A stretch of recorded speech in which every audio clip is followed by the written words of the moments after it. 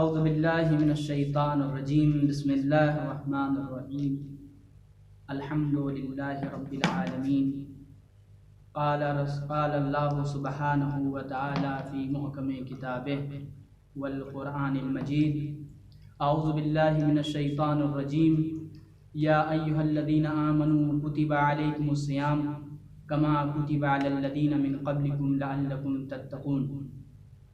ناظرین و سامعین محترم کی خدمت میں سلام عرض کرتے ہیں، اور ساتھ ہی اس ماہ مبارک رمضان کی جو مغفرت و رحمت والا مہینہ ہے، آپ سب کی خدمت میں تبریک و تہنیت و مبارکباد پیش کرتے ہیں، اور ساتھ ہی خدا کا شکر بھی ادا کرتے ہیں کہ اس ماہ مبارک رمضان میں اس ماہ مبارک رمضان کے حوالے سے کچھ بیان کرنے کا موقع فراہم ہوا۔ ہم اس موقع پر 72 عزاداری چینل کے بھی شکر گزار ہیں، اور خداوند عالم سے دعا گو ہیں کہ ان برادران کے توفیقات میں مزید اضافہ فرمائے۔ عزیزان گرامی، ہم نے جس آیت کی تلاوت کی ہے اس میں خداوند عالم کا ارشاد مبارک ہے کہ اے ایمان لانے والوں، تم پر روزہ فرض کر دیا گیا ہے جس طرح تم سے پہلے والوں پر فرض کر دیا گیا تھا۔ موضوع سخن یہ ہے کہ آخر کیوں ماہ مبارک رمضان کی فضیلت و برتری تمام مہینوں پر اتنی زیادہ ہے۔ سبب کیا ہے؟ ریزن کیا ہے؟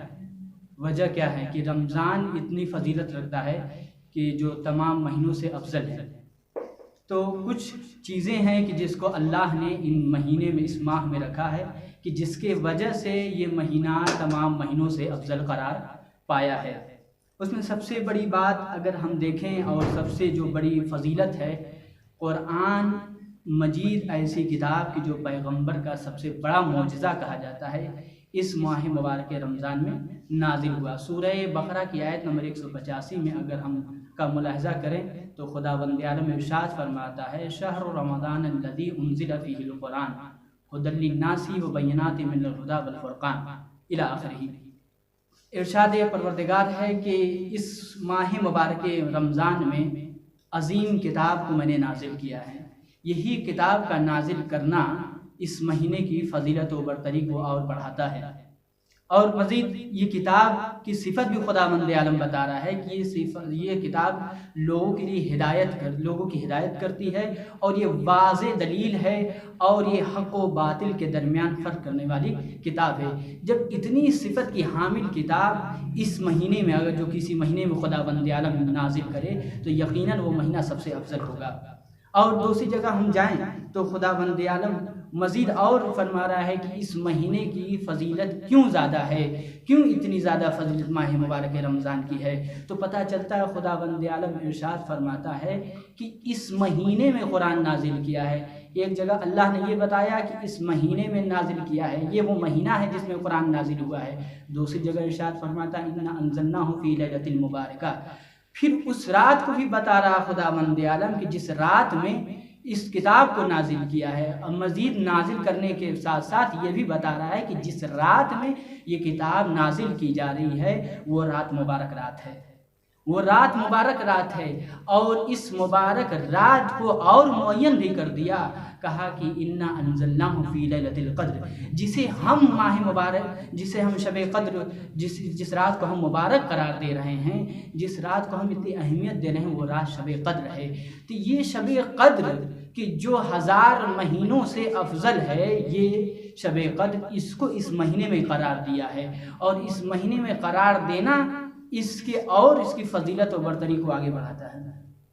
وگرنہ اور بھی مہینے ہیں اس میں بھی نازل کر سکتا تھا، مگر خداوند عالم نے اس رمضان میں نازل کر کے اس کی فضیلت کو اور بڑھایا ہے۔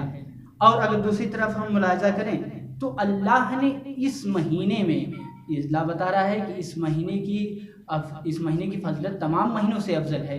وہ وجہ کیا ہے کہ اللہ نے اسی مہینے میں روزے کو بھی واجب کیا ہے، کہ جو لوگوں کے لیے کیا ہے، بہتر ہے، جو سب سے اچھا ہے، اور اللہ نے روزے کو بھی واجب کیا۔ روزہ کتنی اہمیت کا مالک ہے، روزہ کتنا اہمیت رکھتا ہے۔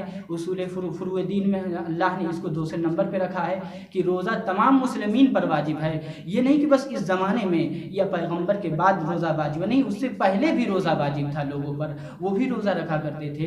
اس چیز کو اس ماہ مبارک رمضان میں رکھ کر اور اس کی فضیلت کو بتایا کہ دیکھو رمضان بہت ہی فضیلت کا حامل ہے۔ مزید اس میں کہا کہ یہ قرآن مجید کی جو ہم نے اس ماہ مبارک میں نازل کیا ہے، یقیناً اس کی تلاوت بھی بہت اہمیت رکھتی ہے۔ اللہ نے اس ماہ مبارک رمضان کو قرآن کے لیے بہار کہا ہے۔ ہر چیز کی ایک بہار ہوا کرتی ہے، ہر چیز کا ایک موسم ہوا کرتا ہے۔ قرآن کے موسم کو، قرآن کا موسم رمضان قرار دیا گیا ہے۔ امام محمد باقر علیہ السلام فرماتے ہیں لِكُلِّ شَيْءٍ رَبِيعٌ وَرَبِيعُ الْقُرْآنِ شَهْرُ رمضان۔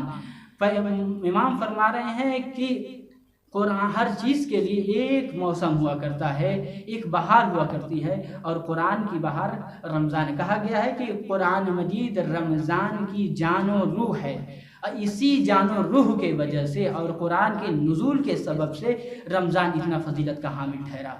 عزیزو، اس کی ہر ایک آیت کو، ہر ایک آیت، اس پر ہر ایک نظر، اس پر ہر ایک توجہ اس ماہ مبارک رمضان میں خداوند عالم اس کو عبادت قرار دیتا ہے۔ حتیٰ کہ امام فرماتے ہیں یہ دعا میں، دعا رمضان لکھیے معصوم دعا میں ہے کہ نومکم فیہ عبادت، تمہارا سونا بھی اس ماہ مبارک میں عبادت ہے۔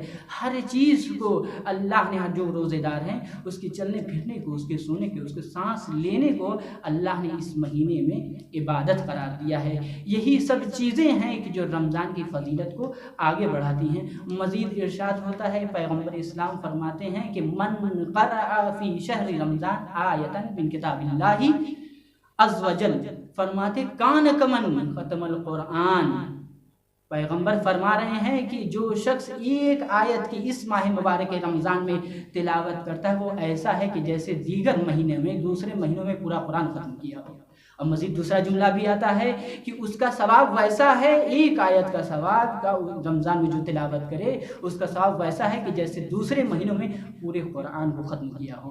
تو یہ ساری فضیلتیں ہیں کہ جو ماہ مبارک رمضان سے مختص ہیں، اور وہ بتا رہی ہیں کہ یہ صرف فضیلتیں رمضان سے مخصوص ہیں، دوسرے مہینوں سے نہیں ہو سکتی۔ جا بجا سب سے بڑی فضیلت کے بارے میں تو یہی کہا جا سکتا ہے کہ تنہا 12 مہینوں میں اس مہینے کا نام فقط قرآن میں آیا ہے۔ یہ تنہا ایک لوتا مہینہ ہے اور قرآن میں بھی ایک ہی مرتبہ آیا ہے۔ اس کی اتنی فضیلت ہے، بڑا اہتمام کیا گیا ہے، معصومین نے بھی بڑے اہتمام کیے ہیں۔ خطبہ شعبانیہ جب پڑھتے ہیں تو پورے استقبال کر رہے ہیں معصومین اس ماہ مبارک رمضان کا، ہر طریقے سے یعنی پوری آمادگی کر رہے ہیں اور بتا رہے ہیں کہ رمضان آنے والا ہے، بہار قرآن آنے والا ہے۔ تو اسی لیے رمضان کی طرف توجہ دلائی جا رہی ہے بار بار کہ دیکھو کہیں رمضان کو فراموش نہ کرنا، رمضان کو نہ بھولنا۔ رمضان تمام مہینوں کا سردار بتایا گیا ہے، اس میں ہر ایک چیز عبادت، دعا، اعمال و توجہ، سونا، انسان کا سانس لینا، ساری چیز عبادت شمار کی جاتی ہے۔ تو خداوند عالم سے دعا گو ہیں کہ خداوند ہمیں توفیق عطا کرے، توفیق عنایت فرمائے کہ ہم اس ماہ مبارک کی فضیلت کو درک کر سکیں اور اس ماہ مبارک رمضان میں قرآن مجید کی زیادہ سے زیادہ تلاوت کر سکیں، اور اس ماہ مبارک رمضان میں روزے جس شرائط کے ساتھ بتائے گئے ہیں اس پر عمل کر سکیں۔ اور خداوند عالم سے دعا گو یہ ہیں کہ اس دنیا سے یہ وبا جو ہے پھیلی ہوئی اس ماہ مبارک رمضان کے صدقے سے دنیا سے برطرف فرمائے، اور تمام مومنین و مومنات کی حفاظت فرمائے۔ اور آخری دعا اور یہی ہے، اور دلی دعا یہی ہے، تمام مومنین کی دعا یہی ہے، اور خداوند عالم سے درخواست ہے، یہ دعا یہی ہے کہ ہمارے امام کے ظہور میں تعجیل فرما اور ان کے آوان و انصار میں شمار فرما۔ اللہم ربنا تقبل